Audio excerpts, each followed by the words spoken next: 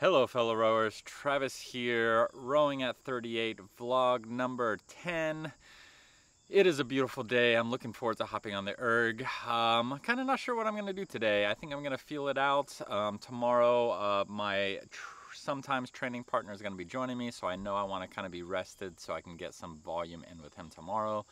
But yesterday was a recovery day, which is fortunate because, man, I felt definitely in the dumps when I did that row. It was a long day being a dad with my little 3-year-old, helping out in school, which is a co-op, and getting home and chasing her around. Got on the erg, felt heavy, sluggish, 15 minutes. Thank God for recovery days. But today, when I get on, I'll see how I feel and we'll go from there. Last video talked a lot about heart rate, and gosh, there's so much more I want to talk about it. So I'm just gonna kind of keep doing a couple of videos talking about heart rate, keep sharing what I know with you guys. So editing that video, I mean, just there's tons of things that I didn't touch on that I can kind of piecemeal, kind of, throw at you guys so you can think about it a little bit more. Big thing I didn't touch on at all was the idea that heart rate ranges are universal for aerobic activity, which is definitely not the case. And so if you're reading a book and it's giving you various heart rate zones, or a coach is giving you heart rate zones, and there's an assumption that those heart rate zones are going to apply regardless of what aerobic activity that you're doing, running, cycling, rowing, swimming, then you definitely know that information is BS, because your heart rate profile is going to differ from sport to sport. And it's also going to differ a lot for just conditions, weather conditions, which I didn't even talk about at all. So heat, humidity, all those things are going to affect your heart rate as well. So for rowing, I do find that rowing and running heart rates are fairly similar. Not necessarily for the same reason though. Running, you're vertical, so your heart is going to be pumping blood against gravity for your entire body, whereas in rowing, you're sitting. It's not a body weight supporting exercise, and so that's going to put less demands on your body, but because it is more of a power endurance sport than a muscular endurance sport like running, then it's going to kind of bridge that gap and kind of bring you into a similar space. Cycling, on the other hand, your heart rates are definitely going to be lower, all right? Because cycling is, you are sitting down, and so your blood isn't forced to work against gravity for the entire system. You're not supporting your body weight. So the same effort levels are going to produce a lower heart rate zone. And so we talked about in my last video about creating your own heart rate profile, essentially by extrapolating it from a couple months worth of data. It's not the easy way, all right? It's not gonna sell super easy in a magazine to say, hey, you wanna train with heart rate? Well, you gotta invest a couple months to figure out what heart rates you should be working at, and then we can go from there. That doesn't sell magazines, but it's the truth, all right? And so you gotta put some time in, you gotta do the work, you have the basic understanding. And to even get started, you have to be able to train in those zones for the most part without using your heart rate based on feel. So, all the training zones have a certain feel, and if you click on my UT2 video, I'll throw a link here, and I'll throw a link the other way for my UT1 video, where I talk in pretty good detail about what it feels like in each of those energy zones. Basically, you have to train by feel for a while, and then you just got to kind of infer from the data, the heart rate data you're getting, of kind of where your actual heart rate is supposed to be for those zones. And you can do that by taking notes. If you're doing a row that's supposed to be UT2 and your heart rate is doing something, and then at the end you're like, okay, well, I definitely felt like I dipped into UT1. Well, look at your heart rate and look at what it was doing when you felt like you dipped into UT1, or if you were doing a UT1 and you felt like at the end you dipped into AT, see what was happening with your heart rate at the time. See where those heart rates kind of transition points are you for various energy zones, and trust how you feel. Certainly if you're an experienced athlete. If you're an inexperienced athlete, then you need a coach. You need somebody who is a veteran to kind of help guide you and teach you through it. And so reach out to who you can to help develop those intuitions about your training categories. But I will say that and say most workouts that you're going to be given by an experienced veteran coach are going to be achievable within the heart rate zone or within the energy zone that they're intended. And so you can't, if you're doing a full UT2 workout, then you should not be able to do that at a UT1 training efforts unless you're saying it's a race. All right, so maybe let's say a UT2 training volume might be 60 minutes at a minimum if you're well-trained athletes, and bump it up into 90, 120 on a regular basis. Again, this is for well-trained athletes, all right? For me, I'm at 40 minutes right now for my longer one, so it definitely wouldn't apply. But we're doing that. So we're saying 60 to 90, maybe 120 minutes for your UT2. Well, your UT1 workout should only be anywhere from 35 to 45 minutes, maybe 50 minutes if you're training that volume of UT2. Well, you can't achieve the UT2 workout of 60, 90, 120 minutes at a UT1 effort. So if you're achieving that workout, if you're putting in 60, 90, 120 minutes of aerobic effort at a firm pace that is not quite conversational, but you can talk, and you're finishing at a pleasant state of fatigue, not finishing like you're at your end of your rope, finishing like you could have gone more, if you needed to, well, that's a UT2 zone. If you were training in a UT1 zone, then you wouldn't be able to finish that workout feeling like you could have done more, or feeling like you could have, spoken a couple words, but not quite spoken, a paragraph or a sentence. So a well-structured workout will kind of fit into the training zone, and then you can look at your training data from that and extrapolate what you need to from it. And I highly recommend that anybody who's serious about heart rate training get a heart rate monitor that's going to allow you to download the data to your computer and then look at a graph of it, all right? Because it's the patterns on that graph that you're really interested in. And the heart rate monitor that I use is actually a fairly old polar model. I think it's inside right now, but it's a polar model, and I can download the data to my computer, and then it kicks up into a software. It creates a graph, and then I can create markers within that graph and then tell what the average heart rate is within those markers, or what the max heart rate is, or minimum heart rate. And I can basically play with that data however I need to get the information that I want out of it, which is extraordinarily valuable. All right, if you're just getting a heart rate monitor where you have to look at it all the time to see, those things are really just fleecing you guys for money. All right, they really have no serious value for training in a meaningful way.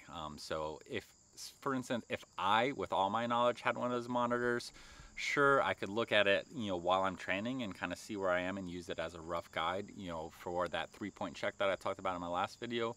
But that monitor, I can't get any long-term data from it. I can't download it. I can't review it later. I can't look at the graph. I can't compare the graph from one session to another session and to track progress.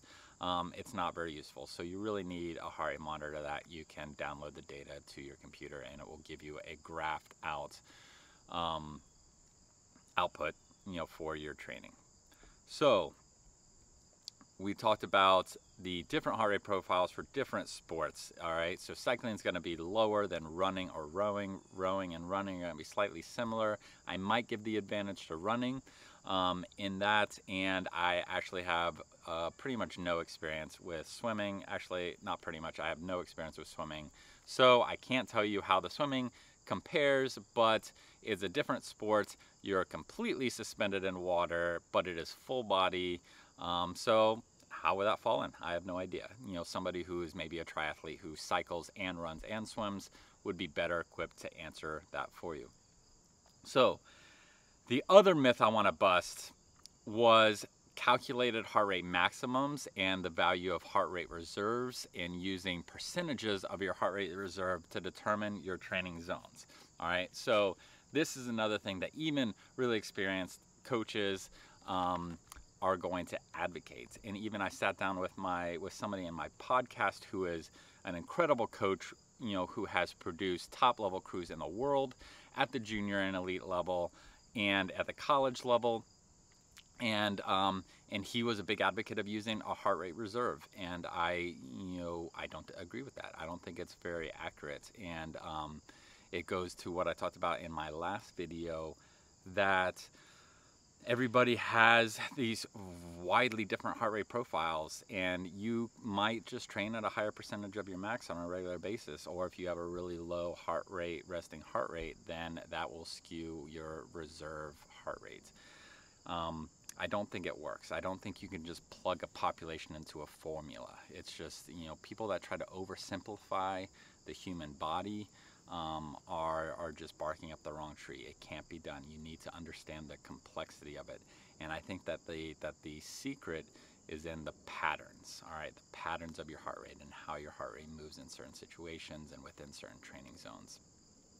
And one example that I can use for that, and drawing from my own experience, is that if I used a heart rate reserve, and the heart rate reserve, though people will talk about training at, I don't know, it's like 60, maybe 60 to 80% of your heart rate reserve for a certain energy zone, and then maybe 80 to 90% for another energy zone, and 90 to 100 or 95 to 100 for another energy zone. Well, that has a big problem, because it assumes that energy zones don't overlap, which they do. They definitely do, all right? Especially your various aerobic energy zones. And so if we're talking about UT2 and UT1 energy zones, well, my heart rates at the tail end of a UT2 sessions are going to be very similar or exactly the same as my heart rates at the beginning or middle of a UT1 session. That it's the cardiac drift is what's going to kind of take me beyond what's normal in the previous or the lower output energy zone and kind of bring me into the other one. So for me, for an example, when I'm training, if I'm doing a UT2 session, I might be starting my warm-up in the 130s, and then drifting, finishing my warm-up maybe in the higher 140s or mid 140s. And then generally the first half of that workout is going to be slowly drifting through the 150s. And then the second half of that workout is going to be slowly drifting into the 160s. And I know from lots of experience that generally 168 is the upper threshold of my UT2. So I try to make sure that I'm not getting past that 168 before the end of that session. Now, UT1 caps out for me about 174, 175-ish. All right, I would say probably 174. Well, that's only 6 beats higher than my UT2 cap. And so these people that are talking about heart rate reserve, and they're saying a certain percentage of max is going to be for each energy zone. I have probably the book that I would most recommend for rowing for various reasons, but when it talks about heart rate, it says that UT2 is 130 to 150 and UT1 is 150 to 170. Now, clearly that would not apply to me. If I did that, I would be vastly undertraining my power component of my stroke, because I would be putting in a lot of time at a too low energy output. So if I'm doing my UT2, then generally for that, I'll do my warm-up like I normally do for my UT2, but once I shift into my UT1, I'm probably going to start in the 150s, and I'll kind of move through those 150s a lot quicker than I would have if I was in my UT2. I'll spend, a good amount of the next, say that middle third or so of the workout in the 160s. And then probably the last half to last third of the session, I'll be spending in the low 170s, high 160s range. And so there's a lot of overlap there between my UT1 and UT2. But again, what I'm looking at is the pattern, all right, is the pattern of the slope. And so maybe my UT1 was going slowly up here to my 168, and my UT2, or that was my UT2. My UT1 would just be slightly above that curve, all right? So let's say this is my UT2 curve, this is my UT1 curve. So they both kind of have a similar kind of cardiac drift coming up, but this is peaking out at the 174, this is peaking out at the 168 at the top end, at the end of those workouts, all right? And so it's not as simple as just saying, well, what, if you're at a 165, then you're in one energy zone or the other. 165 could mean I'm either in UT1 or UT2 depending on what I'm doing for that workout. And then if you go into AT and transport, the splits of AT and transport are so similar to each other, probably only about 4 or 5 seconds apart on average. And that'll vary for different athletes, but for me, they tend to be maybe 4 or 5 seconds apart, maybe 6 if I'm in a certain training place in my training zone. There's a ton of overlap between those two zones in terms of the heart rate, and that's because that goes back into a lot of the cardiac drift. That if your AT pieces are going to be a longer anaerobic effort at a lower intensity.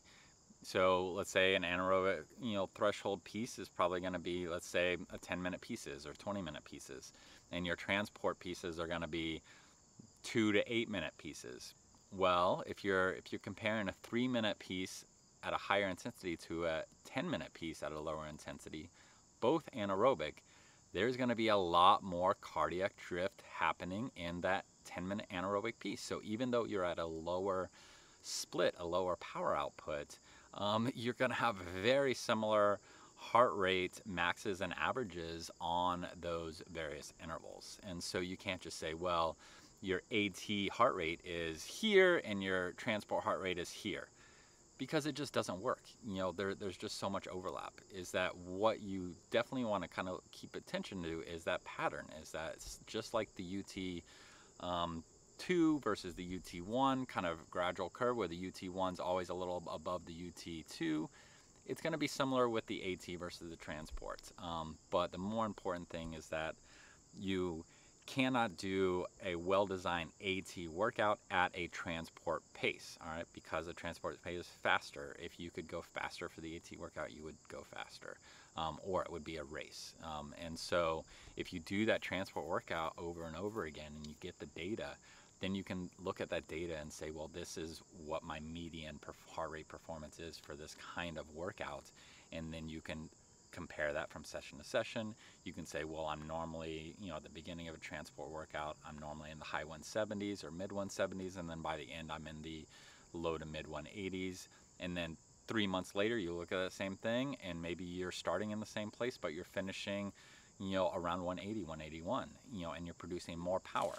Well, that heart rate, and understanding that heart rate and those patterns has been able to show you that you have improved your ability to produce power at that transport zone, because you're not using as much heart rate, cardiac output in order to achieve that speed and that power. So that was my quick, continuation of heart rate. All right, I think I'm at 18 minutes. All right, but hopefully that was 18 minutes full of useful info for you guys. If you continue to find this helpful and informative, throw a comment below, throw a like, share it. I noticed a big uptick in how many people were watching the heart rate video just from the last 24 hours. And so that's why, part of why I want to continue it, because you guys seem to be interested in it. But yes, so again, I'm doing this to help you guys. Check out the links below to help support the channel by sharing it, or you can throw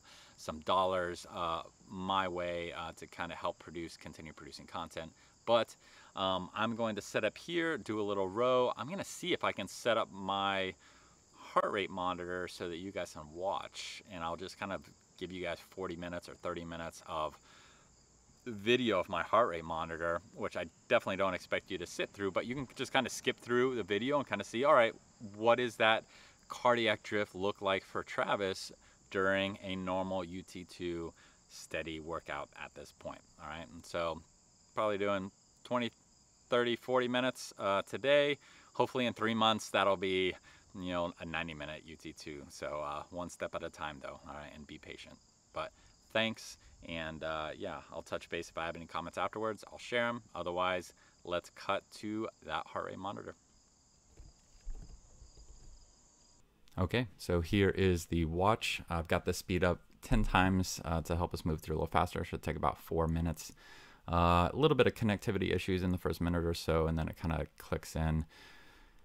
Sitting around those mid 130s for the initial part of the warm-up. This is the stage where I'm at that kind of fast walk type of effort, and shifting right about now into that kind of quicker or slower jog effort. holding that till I get to about the 9-minute mark. And then after that point, I'm just kind of easing into my base pace of UT2 steady state. So finishing up that kind of initial warm-up period up in the high 140s, low 150s. You know, the more fit I get, it might take me 15-20 minutes to kind of move through that initial stage. You know, if I'm at a point where I'm putting in 90-120 minutes for my long row in once or twice a week, then it may take me up to 30 minutes or so to kind of move into the 150s. But sitting in those 150s pretty much from the 10-minute mark through about the halfway mark before we're moving into that into the 160s. And generally this is a little bit more progression than I might expect for this workout, but I had a little bit to eat, maybe about 20 minutes before starting, just because I was pretty hungry, so it might be a little bit of digestion affecting that heart rate. And it was also a little bit humid, and so that'll kind of bring up the heart rate as well. And if you're using those standard heart rates, that paradigm, then this might cause you to just think, oh, well, I'm going to slow down, but these are all external variables affecting the heart rate. And I knew that my rate of perceived effort was standard for what I would expect for UT2, and the split range was estimated to be standard as well. All right, I don't have a monitor on my erg at this point, but fortunately with 19 years of running experience, I'm pretty good at estimating what my speed is. So moving through about the halfway point here, took a quick break for water. You'll see the heart rate dip just a little bit, and then it very quickly comes back up. That break happened around 4 right here. So it takes a few seconds for the heart rate to register that break, and then a few more seconds for it to just pop back up to where it was, that 160s. Continuing at this point, I'm spending a lot of time. I noticed that the heart rate is a little high, and so I'm just using it as an opportunity to practice to relax as much as possible. One great thing that I recommend using heart rate for is that if you strap it on and you're watching it, you can at any time focus on bringing down your heart rate by relaxing your muscles and being as efficient and relaxed and rhythmic as possible without letting your stroke rate or split change. All right, so you hold those two the same, you have the same power output, and you're just trying to bring the heart rate down. And I really credit that exercise to increasing my efficiency and relaxation in the rowing stroke. It's a really great drill. You can do it anytime you want during any workout, and you're not going to bring it down a lot, maybe only a couple beats, but you will be able to bring it down 1 to 3 beats just by relaxing, and that will really teach and develop some very good efficiency in your rowing stroke. So moving towards the last part here, I'm kind of getting over that 168, point.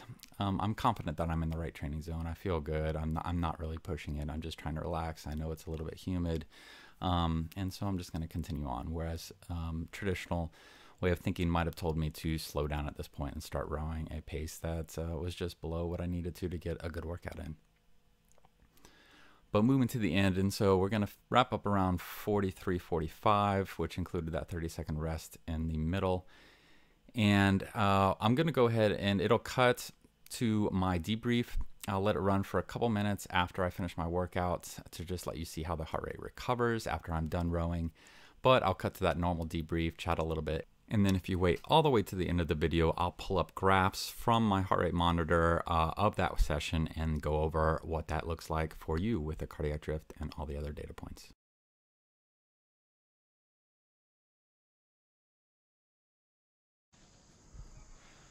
All right, back after that. So I got 40 minutes in. You guys got to see the heart rate monitor. I'm down to about 101 now, 106. It was 101 when I picked it up. Resting heart rate. So heart rate should bounce back pretty quick if you're in good aerobic fitness. Not that I'm where I want to be, but I'm getting there. But some comments on that workout. So I think that was a great example in kind of deviating from the rule. And so warm up went great, kind of in those 130s, 140s throughout that first 10 minutes. Moved quicker through that 150 range than I normally would, and then kind of bounced through that 160 kind of at a normal rate. But since I moved to the 150s so quickly, I was in the 160s a little longer, and then bumped even a little higher up into those low 170s. And so if I was just adhering strictly to the rule and saying 168 was my max. If I go to 168, I have to slow down. I would have had a less effective UT2 session because I was rowing at the same stroke rate, the same effort level, the same energy output. It was just that my cardiac drift had taken me higher than what is usually typical for that zone when I'm in really good shape for the last like 5 minutes or so. I could have either said, oh, that's it, I'm done, I'm just gonna go 35 minutes. But no, there's no reason to do that. I was still at my UT2 effort. I was still at my UT2 pace. There was no reason to stop just because my heart rate was a little bit higher at the end than what would be typical for that session. Now, if I'm hopping on that erg and I'm doing my UT2 session and I feel, and let's say my normal is a 205 split for UT2 and my UT1 is like a 159 2-minute split, well, if I'm going through that UT2 session, I'm 30 minutes in and I'm just having a really great day and I'm feeling good and my split is kind of dipping around 202, 201. If I was doing that and my heart rate was still in my what would be typical for UT2, I'd be like, great, I'm having a good day. But if I'm going faster than my UT2, I'm getting close to my UT1 and my heart rate is starting to pick up a UT1 profile, then I know that I'm just having a really good day, but I am dipping actually into that UT1. So it's kind of, you have all these data points that kind of help inform what you're doing on any given day. All right. And so you definitely want to avoid that gray zone, and people will talk about it a lot, and people who probably might listen and not agree would probably argue that I'm training in the gray zone, but that's just not the case. I've done this a lot. I actually started out my training kind of with this kind of approach before I even knew anything. It was more of an intuitive approach, and it was kind of a reaction to very poor training in college where we just went hard all the time. So like AT, U1 all the time. And so my understanding of easy was kind of this hard steady state, and then the more I learned and the more I read about these gray zones and long slow distance, the more I was like, okay, well, I'll start to slow it down and keep my heart rate down. And my long-term performance plummeted. Yeah, I was having a great year coming up into like February, March, and then all of a sudden my numbers plateaued. I was getting in good mileage. I was doing what I was supposed to. I was hitting the heart rate zones that the books were telling me, and I was getting way slower. Like my power per stroke was going down. My progress in my anaerobic sessions was plateauing and regressing. And then it was years later, when I found Arthur Lydiard's text in his training methodology, that it occurred to me, and I look back and I realized I was intuitively doing what Lydiard had preached. And if you don't know who Arthur Lydiard is a athletics long distance running coach who just revolutionized the sport back in kind of the 70s time frame, and his theories of marathon training and essentially focusing on training the aerobic capacity as long as you can every year, and then switching to your anaerobic capacity focus leading into the race season, and then custom tailoring that transition to whatever event you were going to run. But the development of the aerobic capacity was the same whether you were an 800-meter runner or a marathon runner. But coming back, when I started to read Arthur Lydiard talk about what he called maximum aerobic steady state, that was what I had been doing. That is what UT2 should be. All right, so it's a firm, sustainable aerobic effort. All right, that is, you're maintaining a good rhythmic breathing. You're finishing tired, but not like you couldn't have gone any farther. And that should make up the bulk of your training. All right, and then UT1 kind of being more of what runners call tempo, maybe AT being tempo, but I think it's closer to UT1. But different terms, different sports. But so that's it. So that's my review. A lot of talking today. Hopefully it was comprehensive, all right, and helpful. And leave feedback, please, below. Throw a comment down if you have questions, or if you have other aspects of heart rate training that you would like me to chat about in a future episode. Or if there's simply another aspect of training that you're interested in that I can kind of ramble on for 20 minutes on, then shoot me a question and I'll be happy to answer. So Happy rowing, guys. Hoping you guys are doing well in your training. I'm happy with mine, and thanks for following and listening in. Bye. All right, and we are back. And so what I've done here is I've downloaded the data from my heart rate monitor to the computer using the software that Polar provided with my watch. We have a graph. I've thrown some markers here, marker here, where I started the 40-minute interval, had some connectivity issues with my chest strap until it got enough sweat on it to get a good signal. Through this marker here just to mark when that happened, and through this marker here to mark that kind of inflection point where the cardiac output settled in for the duration. This marker here is the end of that 40 minutes, and then down below we can see the data that we took from that inflection point to the end of the workout. Max 173, average 160, temperature 73 degrees outside at the time, Fahrenheit. So what's this telling us? So if we draw a line from this inflection point to the end of the workout, that is my slope of cardiac drift. And that is the key. That is the marker of my increasing fitness. And so what I want is, as I put more and more aerobic volume in, that slope is going to get closer and closer to 0. And so if we say here, this is at about a 135, this is 173. Divided by 40 minutes, and so that calculation is your cardiac drift. And if I go back about 4 to 6 weeks in my training when I was only doing 10 or 15 minutes of aerobic work, well, I was hitting up around here. I was still hitting up about that high 160s, low 170s at the end of that duration, so the slope of my cardiac drift at that time was significantly steeper than what it is now. And I would expect that after another 2-3 months of aerobic training, that the slope would get closer to 0, and then it might take me 80 minutes to approach a high 160s, low 170s heart rate. So what is this? What is this as a tool? All right, how can this help me? Well, what I'm going to do is I'm going to continue to put in 40-minute aerobic intervals until I start to consistently finish those in the mid 160s instead of the high 160s, all right, till I know my cardiac drift, the slope of my cardiac drift has started to decrease. And then once I know I'm consistently finishing 40-minute aerobic intervals with a heart rate in the mid 160s, I'll add 10 minutes. I'll do 50 minutes. And then I'd expect that my cardiac drift for 50 minutes would take me back up into the high 160s, low 170s. And then I'll continue putting volume in at that point until the slope decreases again. All right, and so this data is a great way to track when you need to and when you can safely add volume. And a lot of people will talk about, add 10% volume a week or no more than 10% volume a week. Well, that's a very cookie cutter approach, all right? It doesn't necessarily apply universally. There are times when you should not be adding volume in. There's times where you need to get more miles in at the training volume that you're currently putting in, or at least a per session volume that you're currently putting in. And so if you were just adding 10% a week blindly to get to where your arbitrary idea of where you should be for your training, then you put yourself in a lot of risks for overtraining, for bringing up that volume before you are ready. Whereas if you're tracking your true cardiac output, over the course of maybe a half dozen sessions, then you get a really good picture of what your adaptation looks like and whether it's time to start increasing volume to stimulate further adaptation. So, a lot of information there.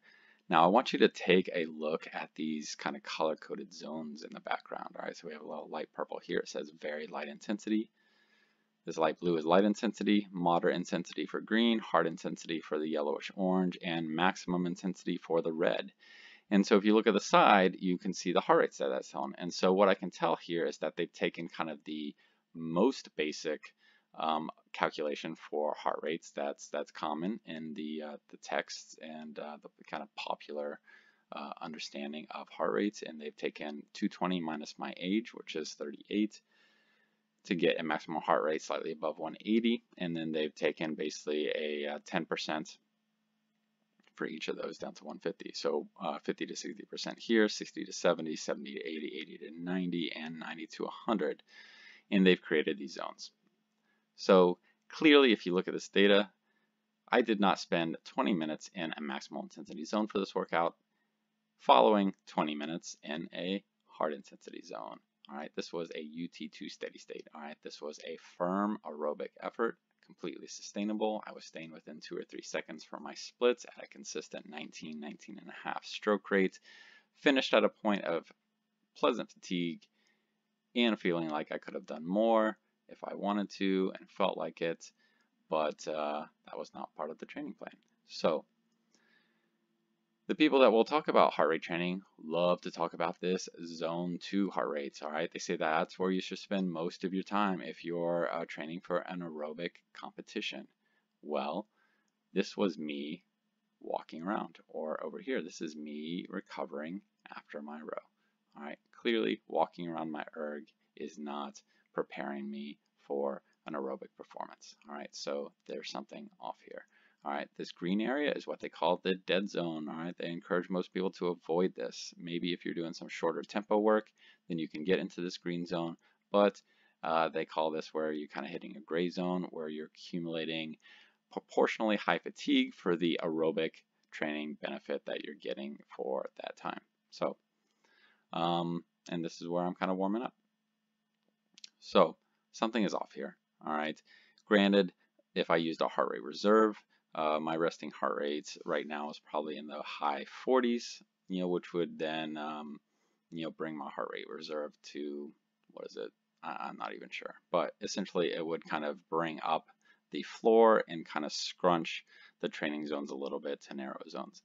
But as we talked about otherwise, these are also clearly defined training zones, and books will tell you to stay within the training zone. Well, guess what? Cardiac drift will take you from one training zone to the next the more time you spend in your aerobic effort, all right?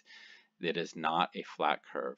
Granted, if you are an elite athlete with a lot of miles under your belt, your cardiac drift is going to be far closer to zero. So it might actually be easier for you to stay within one of these narrowly defined points. But the reality is that 90–95% of us out there training are not putting in the kind of volume that would create the profile that would be typical of an elite, pre-elite, or even any kind of high performance athletes. All right, we are going to have a significant increase in our cardiac drift for a longer period of time. That means it's going to take us between one zone and another. So if we're just strictly defining our training within one zone, that's not going to be accurate for us. All right. So let's switch to that summary page. Okay. And so we have a little miniature version of my heart rate graph here. Kept my heart rate monitor running for about 15 minutes afterwards, and you can see kind of that recovery rate at that point. It then splits how much time I spent in each of these training zones. So if I were not an expert in heart rate, not a professional coach of 12 years, and I knew nothing about heart rate, I would be sitting here being like, oh, well, I guess I should be training in zone 2. Well, zone 2 is when I'm just walking around before and after my row, all right? This says I spent 18 minutes at a race pace for a short distance, so maybe a mile. I spent 18 minutes at this zone 4, maybe race pace for a half marathon, 4 minutes in this dead zone of zone 3. So clearly something is wrong, all right? I did not spend 18 minutes at a race pace appropriate for a 6 to 8 minute race. I did not spend 18 minutes prior to that at a race pace for a long aerobic event. That is simply not the case, all right? Something is wrong with what they're telling us. The truth is everybody has a different heart rate profile, all right? And if you take this kind of cookie cutter data that you're being fed by these books, then you're probably going to be under training. All right, and the fact is, some of us may also be overtraining if we do, what's said in these books. Probably a slower or a lower percentage of us is in that category. But the reality is that it takes time and effort to determine what your heart rate profile is. All right, it's very hard to sell cheap heart rate monitors if the magazine that you're picking up promoting heart rate training as this great new revolution is saying, hey, buy this $100 heart rate monitor. By the way, you've got to spend about 2 to 3 months collecting data and extrapolating data and then looking over it and possibly having an expert review it with you to determine how you can make the most of this equipment that you just bought. Obviously, nobody's going to buy that product. All right. So there's information getting out there simply to sell you the product. All right. If you want to use heart rate, which is extraordinarily valuable for training, you've got to put in the work. All right. Like so many other things. And these people are just fleecing you, trying to get you to buy their cheap heart rate monitors and then giving this cheap information. All right. It doesn't apply to 95% of us. You got to put in the work. So hopefully I can kind of shed a little bit of light on that and help you at least question the system and kind of listen a little bit more intuitively to what your heart rate is telling you. All right. Yes, there are definitely people that train too hard for their aerobic work. All right, that are constantly kind of in a borderline race pace. Those people need to calm down. They need to relax. They need to put in more sustainable volume. All right, there are people that are going way too soft. All right, and this might change for different sports. All right, you're going to train differently for rowing than you would for cycling. For cycling, you're definitely going to put in significant miles at lower heart rate zones than you would for rowing. But cycling is a very long distance muscular endurance sport. Rowing is a very short distance power endurance sport. All right, we race at cadences in the high 30s, low 40s. Cyclists race in cadences and approaching 100. All right, and so there is much higher power per effort in rowing than there is in cycling. All right, and so they're just going to train very differently than a rower is. All right, runners are going to train differently than rowers. Swimmers are going to train differently than anybody else. All right, it's all different. It is complex. You got to put in the work. So hopefully this is kind of at least led you to question, and I hope answered at least some questions or given you the guidance you need to kind of start your journey to get a accurate and effective heart rate profile for your training.